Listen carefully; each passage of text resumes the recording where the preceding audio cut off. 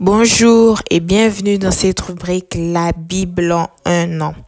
Aujourd'hui, nous sommes à notre 17e jour. Bien-aimés, ne nous fatiguons pas. Lorsque je lisais la parole de Dieu, Genèse 18, à partir du verset 20, vous verrez que l'Éternel avait vu Sodome et Gomorrhe et il voulait descendre. Après, Abraham, il a montré à Abraham. Abraham lui a dit que si il y avait 45 justes, lui a demandé, s'il y a 45 justes, est-ce que tu feras périr Sodome et Gomorrhe? L'Éternel a dit non, à cause des 45 justes, il ne le fera pas. Bien-aimé dans le Seigneur, Abraham lui avait encore demandé, s'il y a 40 justes, l'Éternel a dit non, quel que soit le nombre de justes qu'il y aura. Donc, sache que ce que tu es en train de faire, Dieu te voit. Même si tu es toute seule à le faire, Dieu voit tes sacrifices, Dieu voit et au moment opportun, il te récompensera. À cause de toi, tu peux sauver ta famille. À cause de toi, tu peux sauver ta nation. À cause de toi, tu peux sauver ton pays. Bien-aimés, continuons, ne nous fatiguons pas.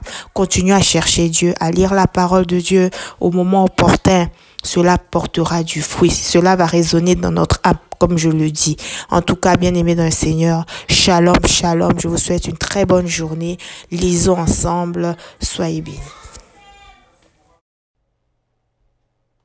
La Genèse, chapitre 18. L'Éternel lui apparut parmi les chênes de Mamré, comme il était assis à l'entrée de sa tente pendant la chaleur du jour. Il leva les yeux et regarda. Et voici, 3 hommes étaient debout près de lui. Quand il les vit, il courut au-devant d'eux depuis l'entrée de sa tente et se prosterna en terre. Et il dit, « Seigneur, si j'ai trouvé grâce à tes yeux, ne passe point, je te prie, loin de ton serviteur. Permettez qu'on apporte un peu d'eau pour vous laver les pieds, et reposez-vous sous cet arbre. J'irai prendre un morceau de pain pour fortifier votre cœur, après quoi vous continuerez votre route, car c'est pour cela que vous passez près de votre serviteur. » Ils répondirent, « Fais comme tu l'as dit. » Abraham alla promptement dans sa tente vers Sarah, et il dit, « Vite, 3 mesures de fleurs de farine, pétris et fais des gâteaux. » Et Abraham courut à son troupeau, prit un veau tendre et bon, et le donna à un serviteur qui se hâta de l'apprêter. Il prit encore de la crème et du lait avec le veau qu'on avait apprêté, et il les mit devant eux. Il se tint lui-même à leur côté, sous l'arbre, et ils mangèrent. Alors ils lui dirent, « Où est Sarah, ta femme ?» Il répondit, « Elle est là, dans la tente. » L'un d'entre eux dit, « Je reviendrai vers toi à cette même époque, et voici Sarah, ta femme, aura un fils. » Sarah écoutait à l'entrée de la tente qui était derrière lui.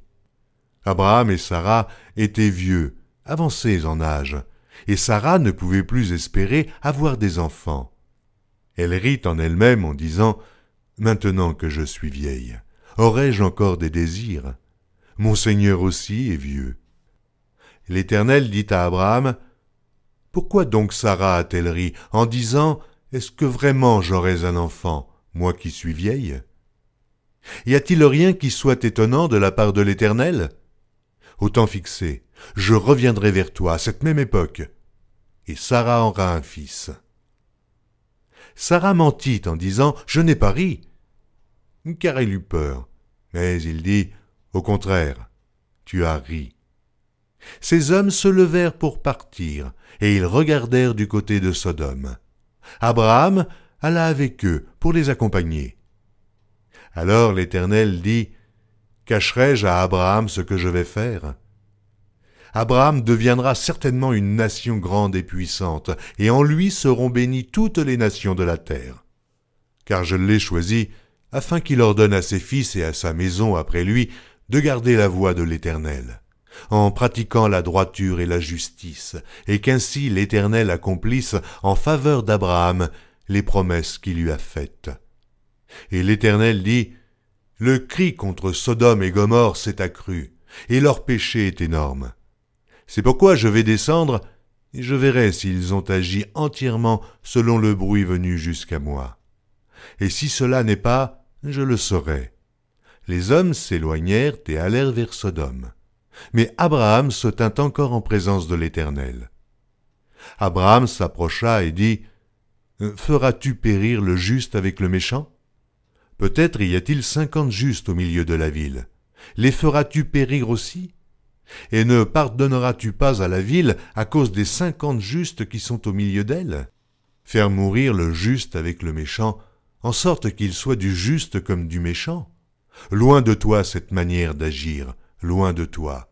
Celui qui juge toute la terre n'exercera-t-il pas la justice? » Et l'Éternel dit, « Si je trouve dans Sodome 50 justes au milieu de la ville, je pardonnerai à toute la ville à cause d'eux. » Abraham reprit et dit, « Voici, j'ai osé parler au Seigneur, moi qui ne suis que poudre et cendre. Peut-être des 50 justes, en manquera-t-il 5? Pour 5, détruiras-tu toute la ville? » Et l'Éternel dit, « Je ne la détruirai point, si j'y trouve 45 justes. » Abraham continua de lui parler et dit, « Mais peut-être s'y trouvera-t-il 40 justes? » Et l'Éternel dit, « Je ne ferai rien à cause des 40. » Abraham dit, « Que le Seigneur ne s'irrite point, et je parlerai. Peut-être s'y trouvera-t-il 30 justes? » Et l'Éternel dit, « Je ne ferai rien si j'y trouve 30 justes. » Abraham dit, « Voici, j'ai osé parler au Seigneur. Peut-être s'y trouvera-t-il 20 justes? » Et l'Éternel dit, « Je ne la détruirai point à cause de ces 20. » Abraham dit, « Que le Seigneur ne s'irrite point, et je ne parlerai plus que cette fois. Peut-être s'y trouvera-t-il 10 justes? » Et l'Éternel dit, « Je ne la détruirai point à cause de ces 10 justes. » L'Éternel s'en alla lorsqu'il eut achevé de parler à Abraham, et Abraham retourna dans sa demeure. Néhémie, chapitre 7. Lorsque la muraille fut rebâtie et que j'eus posé les battants des portes, on établit dans leurs fonctions les portiers, les chantres et les lévites. Je donnai mes ordres à Hanani mon frère et à Hanania, chef de la citadelle de Jérusalem, homme supérieur au grand nombre par sa fidélité et par sa crainte de Dieu. Je leur dis, les portes de Jérusalem ne s'ouvriront pas avant que la chaleur du soleil soit venue, et l'on fermera les battants au verrou en votre présence. Les habitants de Jérusalem feront la garde, chacun à son poste devant sa maison. La ville était spacieuse et grande, mais peu peuplée, et les maisons n'étaient pas bâties. Mon Dieu me mit au cœur d'assembler les grands, les magistrats et le peuple, pour en faire le dénombrement. Je trouvai un registre généalogique de ceux qui étaient montés les premiers, et j'y vis écrit ce qui suit. Voici ceux de la province qui revinrent de l'exil, ceux que Nebuchadnezzar, roi de Babylone, avait emmenés captifs, et qui retournèrent à Jérusalem et en Juda, chacun dans sa ville. Ils partirent avec Zorobabel, Josué, Néhémie, Azaria, Rahamia, Nachamani, Mardoché, Bilchan, Mispéret, Bigvaï, Néhum, Baana. Nombre des hommes du peuple d'Israël, les fils de Paréosh, 2172. Les fils de Shephatia, 372. Les fils d'Arak, 652. Les fils de Pachat-Moab, des fils de Josué et de Joab, 2818. Les fils d'Élam, 1254. Les fils de Zatu, 845. Les fils de Zakaï, 760. Les fils de Binui, 648. Les fils de Bébaï, 628. Les fils d'Asgad, 2322. Les fils d'Adodikam, 667. Les fils de Bigvaï, 2067. Les fils d'Adin, 655. Les fils d'Ater de la famille d'Ézéchias, 98. Les fils de Hachum, 328. Les fils de Betsaï, 324. Les fils de Harif, 112. Les fils de Gabaon, 95. Les gens de Bethléem et de Netopha, 188. Les gens d'Anatoth, 128. Les gens de Beth Azmavet, 42. Les gens de Kirjat Jearim, de Képhira et de Beéroth, 743. Les gens de Rama et de Geba, 621. Les gens de Mikma, 122. Les gens de Bethel et d'Aï, 123. Les gens de l'autre Nebo, 52. Les fils de l'autre Élam, 1254. Les fils de Harim, 320. Les fils de Jéricho, 345. Les fils de Lod, de Hadid et d'Ono, 721. Les fils de Senaa, 3930. Sacrificateurs, les fils de Jedaïja, de la maison de Josué, 973. Les fils d'Imer, 1052. Les fils de Pachur, 1247. Les fils de Harim, 1017. Lévites. Les fils de Josué et de Cadmiel. Des fils d'Adva, 74. Chantres. Les fils d'Azaph, 148. Portiers. Les fils de Shaloum, les fils d'Ater, les fils de Talmon, les fils d'Akub, les fils de Hatita, les fils de Shobaï, 138. Nétiniens.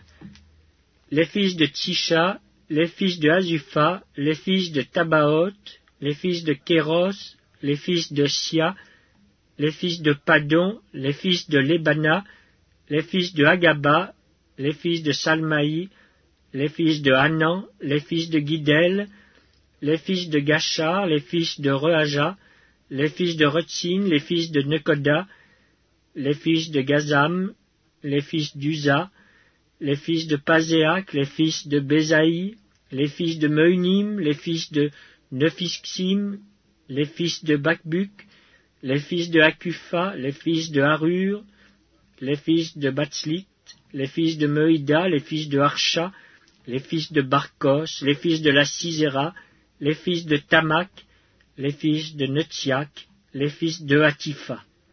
Fils des serviteurs de Salomon, les fils de Sotaï, les fils de Sophéret, les fils de Perida, les fils de Jaala, les fils de Darkon, les fils de Guidel, les fils de Shephatia, les fils de Hatil, les fils de Pokeret Hatsebaïm, les fils d'Amon.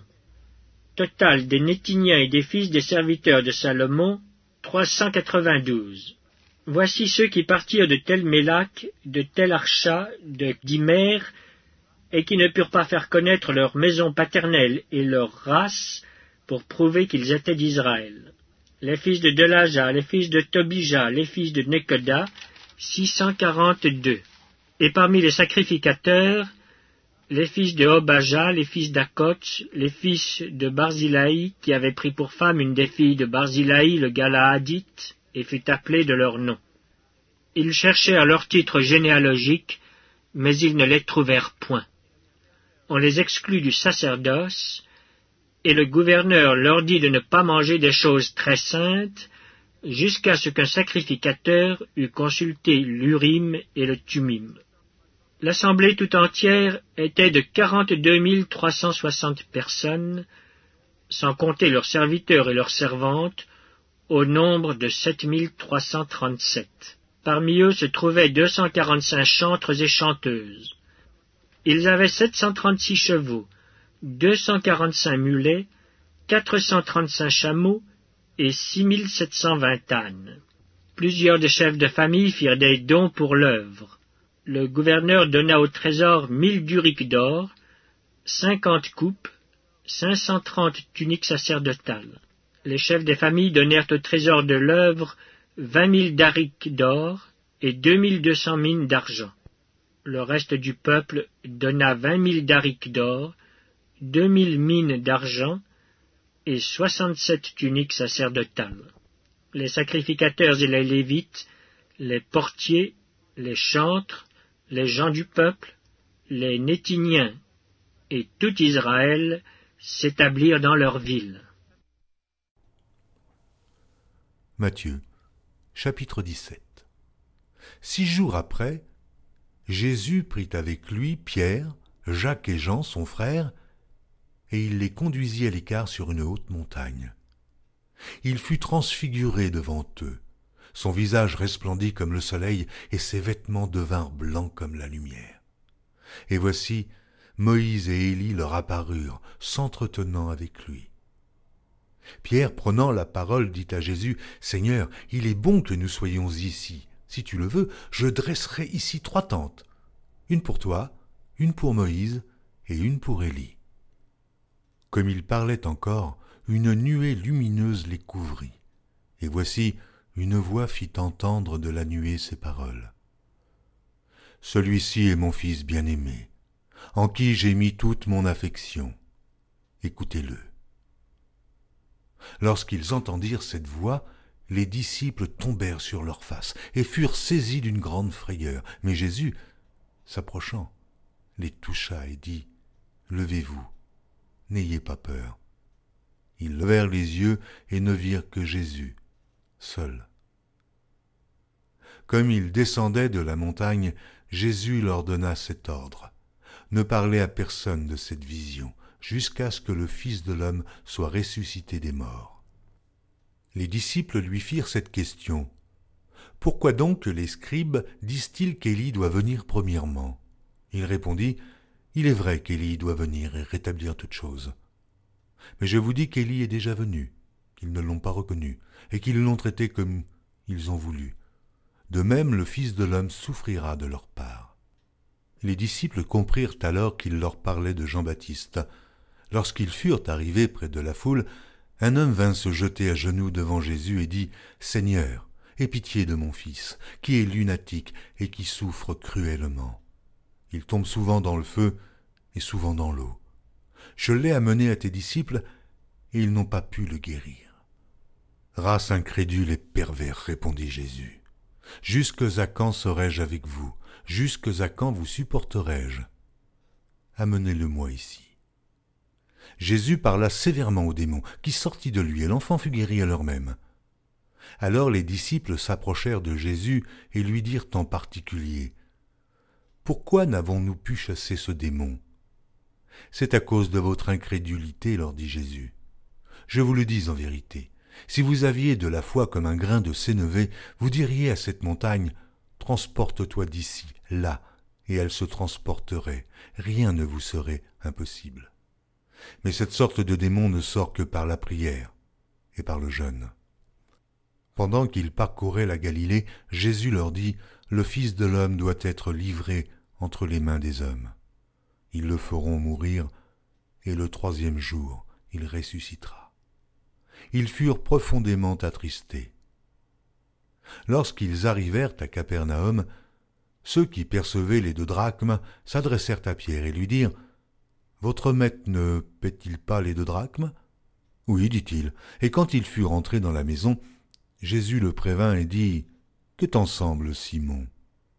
Les rois de la terre, de qui perçoivent-ils des tributs ou des impôts? De leurs fils ou des étrangers? » Il lui dit, « Des étrangers. » Et Jésus lui répondit, « Les fils en sont donc exempts.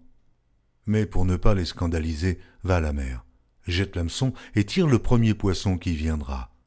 Ouvre-lui la bouche et tu trouveras un statère. Prends-le et donne-le leur pour moi et pour toi. » Alléluia.